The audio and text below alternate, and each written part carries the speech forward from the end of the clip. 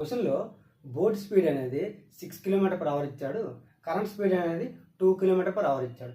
అయితే ఒక certain distance travel చేయడానికి ఆ బోట్కి డౌన్ స్ట్రీమ్ కన్నా అప్ స్ట్రీమ్ ట్రావెల్ చేయడానికి 3 hours ఎక్స్ట్రా పట్టింది అన్నాడు. అయితే ఆ సెర్టైన్ డిస్టెన్స్ ఎంత కొనుక్కోమన్నాడు. ఇక్కడ డౌన్ స్ట్రీమ్కి అప్ స్ట్రీమ్కి సేమ్ డిస్టెన్స్ ఇచ్చాడు.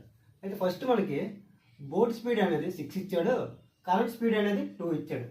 డౌన్ స్ట్రీమ్ కావాలంటే మనకేంటి, బోట్ ప్లస్ కరెంట్ స్పీడే కదా, సో 8 వస్తుంది.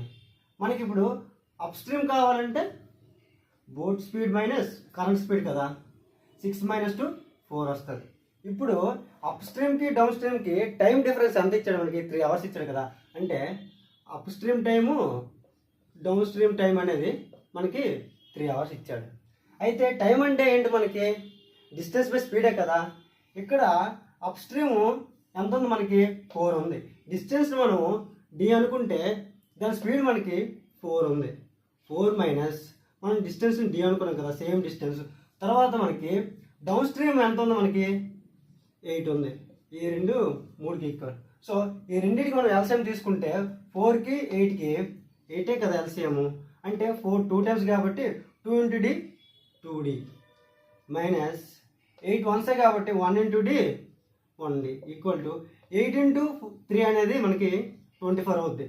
So 2d minus d equal to 8 × 3 24. అంటే మనకి డిస్టెన్స్ అనేది 24 kilometers.